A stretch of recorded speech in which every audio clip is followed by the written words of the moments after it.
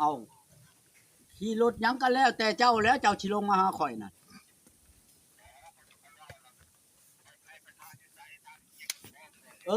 ถ้าอยู่ขี่รถบนวิ่งไกลอันนี้ ทางแบ่งนั่นวิ่งไกล ปิ้งไก่ใหญ่บ่ปิ้งไก่เสียงเอาผู้ชาวมาลงมาพร้อมเลยเด้ออาจูหัวได้บ่แม่นเด็กน้อยได้ข่อยแต่เจ้าว่าจริงจังอีนั่นค่าชิ้นเปลืองก็สิเชียร์ให้เจ้ากันว่าเอาผู้ชาวมาพร้อมน่ะมีผู้ชาวมานำมอบใหญ่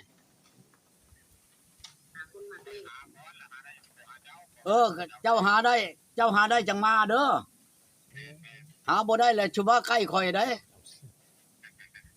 จูหัวคันว่าบ่อึด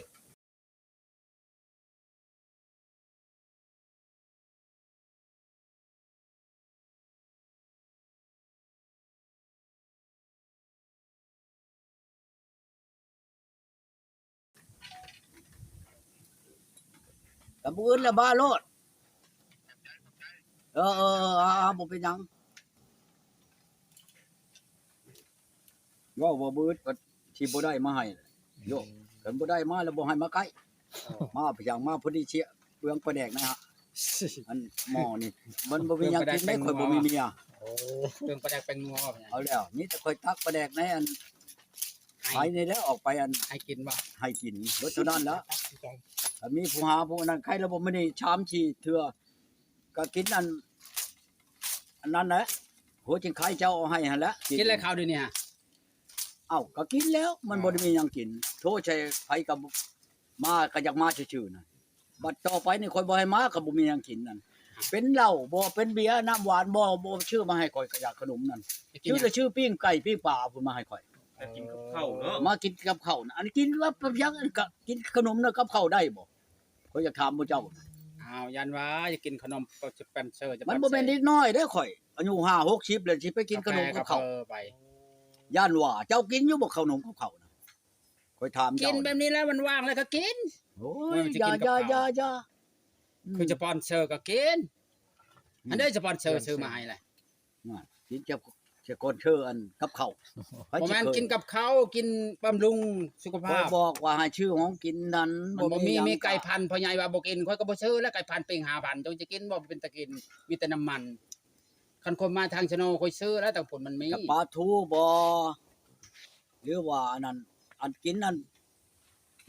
ไก่พันธุ์นั่นแกงหน่อไม้ยังไข่กว่าข่อยว่าชื่อนี่ได้จักแล้วมื้อเจ้าใช่ว่ามีหม้ออยู่ว่าบ่ได้พัดหม้อพ่อใหญ่ใช่ว่ามีชิ้นหม้อในตัวบ่มีมัดเลย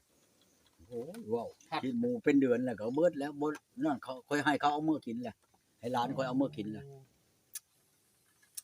มันเดี๋ยวนี้หั่นอันคนนั่นลังคนบ่อยากให้หมู่เจ้ามาถ่ายค่อยผู้มันเว้านั่นถ่ายไปยังตู้ก่อนเว้านั่นถ่ายเอาคนทุกข์ยากปากมองพุ่นไปลงชีพลงหยังนั่นเอาทุนคนทุนนั่นอีนายนี่ว่านี่มันก็อยู่ได้นี่ในอันนี้วังเช้านี่แห้งเต็กชอดยอดว่ากับข่อยนั่นข่อยอยากเห็นมันแท้ๆผมนะว่ากับข่อยนั่นมาอีชาข่อยพี่ช่างข่อยแก้มแดงแก้มง่ายแก้มเงินแก้มคำในทงในไทยมันบ่แก้มเข้าแก้มน้ำคำมันบ่คนผู้นั้นข่อยออกชิปออกลายนี่กาข่อยจะเว้าเรื่องหักไม้ของยาปัวผูกปัวคนใดบ่แม่นข่อยเว้าทั่วที่ไปใด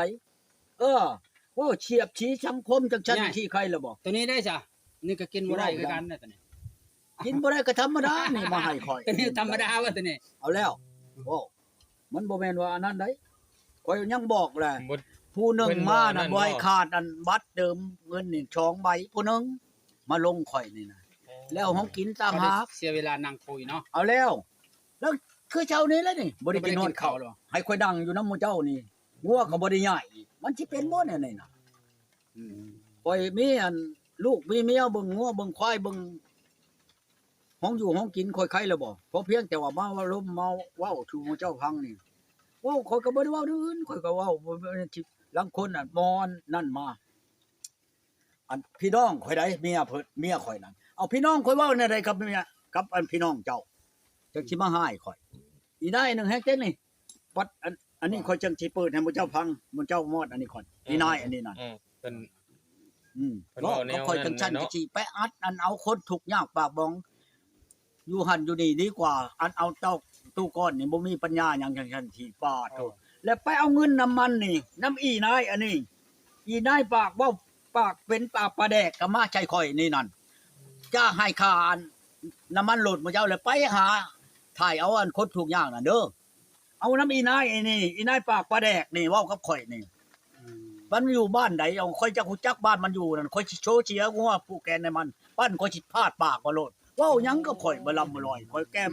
หม้อแกงแลงง่ายใครล่ะบ่ข่อยบ่ได้เว้าข่อยบ่ได้แก้มหยังข่อยเว้าแต่ว่าพื้นทางไม้ของยา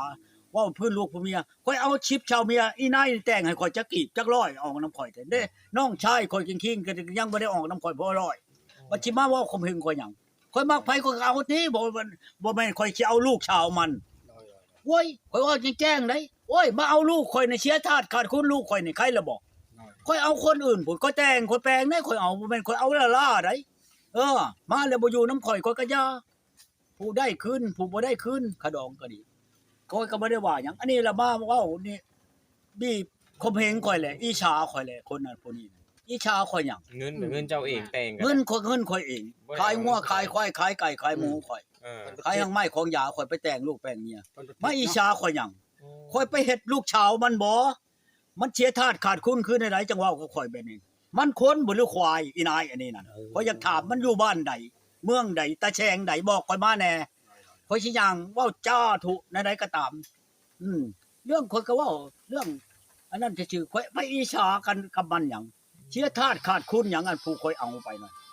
เอาแล้วบ่คือเว้าคักเว้าแน่แท้อีตาก้อนอันนั้นสิเข้าหีบเข้าโรงมื้อนั้นมื้อนี้เอ้ามันนั่นสิอยู่จักปีอีนายอันนี้นั่นได้บ่100ปีนั่นโอ้ยอยากเห็นเด้อยากเห็นเด้อันอยากเห็นมึงเด้นายนี่เอ้ยมึงอยู่บ้านใดเด้ตาแฉงใดเด้เป็นลูกไผเด้พ่อแว่บ่ได้จังจรบ่เว้าแบบใดแบบนี้สิเข้าหีบเข้าโรงว่ากูน่ะมึงสิอายุได้หลายปานใดได้บ่100ปีนั่นเว้าแบบใดเว้ากับเบิ่งหน้าเบิ่งตานะแม่กูเว้าหยังเฉียบฉีกับอันลูกเมียผู้เขากูปะไปแล้วนั่นอ้าวแล้วเว้าแนวใดนี่เอาเมียจังเว้าไปล่ะพวกไปลงชิปมันก็บ่ถามหยังถามแต่เรื่องลูกเรื่องเมียเอ้าบ่ถามเมียได้ค่อยเอาเมียหลายคนผู้มาถามเป็นไดเมียผู้นั้นเป็นไดเมียผู้นี้ก็ถามค่อยนั่นแม่นล่ะวะอันนี้มันผิดแหละผิดเพิ่นแหละบ้าตัวปานเพิ่นเป็นอีแม่ข่อยมาแต่งเมียให้ข่อยอย่าเด้อขันยันข่อยชืบท่านอย่าล้างปากเจ้านั่นปากอันผู้เว้ากับข่อยนั่นน่ะแต่แท้ๆโลดมีอยู่ได้งัวผูกแขนเจ้าน่ะข่อยสิบอกเจ้าเด้อไอ้นายนี่เด้อ ยังบ่มีแผลแยบดำยัง เจ้าชุพโยชน์พยอกหลายเด้อเว้ากับกันก็อยากได้ผู้อยากได้ยาจนชายติดชายต่อของมึงนี่นั่นก็ย้อนหยังให้ไปเอาน้ำอีนายนี่เด้ออีนายปากเปียกเบ้าปิดนี่เด้อมันอยู่บ้านไหนบ้าข่อยเราจัดข่อยหึนลูกชายข่อยโทรมาแตะพุ่นอีนายนั่นเว้ากับเจ้าคักอลีดอพ่อว่าจัง โทรมาทางบ่แล้วทางเพจผู้ใหญ่ โทรมาทางเพชรนี่แหละลูกข่อยอยู่กรุงเทพพุ่น บ่ ให้ไป นายนี่หานายโทรหาจัง เอานี่นะนี่ข่อยมอดดูก็สิให้เจ้าพังคนบ่จักให้ออกอากาศนั่นนี่เอามอด เอาหมดจะได้คือบอกกับเจ้าแบบนั้น คือว่ากับประตูแบบนั้น อันนั้นแล้วข่อยจังว่ามันเว้าแบบใดแบบนี้นี่นาย คลิ นี่ ป นะ เอาลง เจ้าก็จะว่าจักใช้ปากมันล้นน่ะนี่เนาะก็ปั้นพอดีใช่มันก็คักนี่กับอีนายนี่ มันหันเพจผู้ใหญ่โดดเอาคลิปยาวหันมัน บ้านนี้แล้วบ้านหน้าแล้วให้หมู่เจ้าถามชื่อมันนี่มันอยู่บ้านใดไปแล้วให้มันปื้อทีน่ะขึ้นแล้วไปถ่ายเอาหีมันน่ะเขาแฮงเบิ่งคัก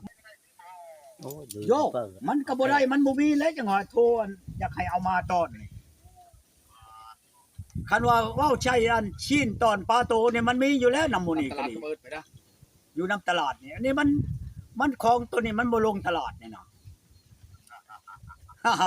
เห็นบ่หัวแม่นบ่ค่อยเว้าหรือผิด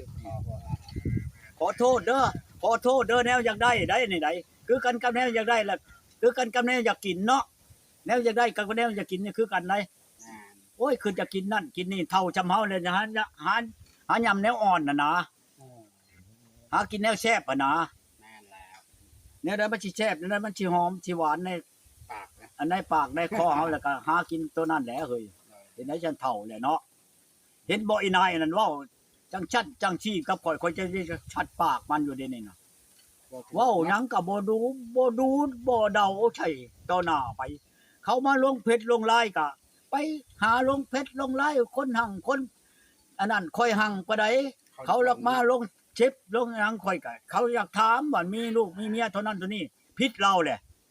ว่าข่อยเอาเมียเท่านั้นนี่ปานว่าเราน่ะเป็นอีแม่ข่อยละมัดอันห้ามข่อยบ่ให้เอาเมียเปลืองเงินเปลืองคำเพิ่นแน่นั่นนั่นว้าวแน่นั่นก็เป็นได้อีนายนี่น่ะข่อยจังว่าคันมันอยู่ใกล้น่ะฮู้จักกันป่ะข่อยลืมโทษได้ข่อยน่ะสิตีปากอีนายนี่น่ะมื้อใดข่อยเอาเมียผู้ใดแท้เราช่อยฮอด100กีบน่ะบ่เอาแต่นั้นแต่พันแต่ชองนั่น100กีบแล้วก็บ่ได้ช่อยข่อยไม่ใช่กันกับข่อยนี่มาลงชิปลงอันนั้นมาชงข้อความมาข่อยนี่บ้าคนบ่ได้ควายอันใดเนาะ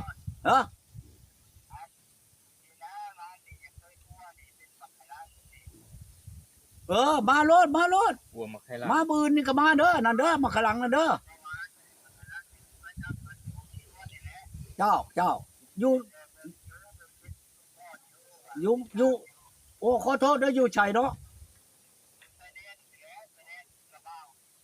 โอ้ยชายแดนละบ่าวมันบ่ไกลไปได้ดอกบ่เกินนะ300ลักฮอดบ้านข่อยน่ะ เวียดนามหมด เวียดนาม ชายแดนน่ะรอตัดได้หั่น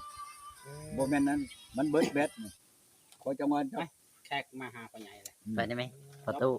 ลูกศิษย์ลูกหาเพิ่น แขก มา มาหาแล้วพ่อใหญ่ เขามาหาเขามาชมคำเบงเขามาขึ้นอันนั้น เจ้าก็ไป เขามาเข้าอันนั้นนำ จังทำพิธีบ่เพิ่นเอาเพิ่นไว้ เข้าพรรษานี่เด้นี่เขาโทรเข้ามาเลยนี่ อืม ส่งข้อความเข้ามา ทุกคนเดือดในเด้อพี่น้องเอ้ยมื้อนี้เพราะว่าเราเห็นคลิปบ่ดีเฮ็ดได เอาแล้ว หั่นนะ ชีว่าไปยังประมาทญาติทานคอยปัวคือปัวคนเอาลูกเอาเมียคอยก็เอาบ่แม่นว่าคอยเอาซื่อๆคนไปล่อเล่งไปแม่นบ่แหละ ไปล่อไปเล่งแม่นบ่เห็นคนเอาเห็นเงาคนไปบ่คอยแป้งได้บ่แม่นคอยเอาละล่าได้ลูกยิงหลานชาวผู้ใดก็ดีพอก่อน เอา ไปแล้ว มันเป็นนั่นนั่น ไปรถประตู อัน ไป นี้ รถ เพิ่นว่าสิมาอิจฉาความเว้าหยังกับข่อยเป็นพิษจักชัดจักชีพไปลงชิปแล้วไปก็เอาเงินนำอีนายนี่เด้ออีนายผู้อัน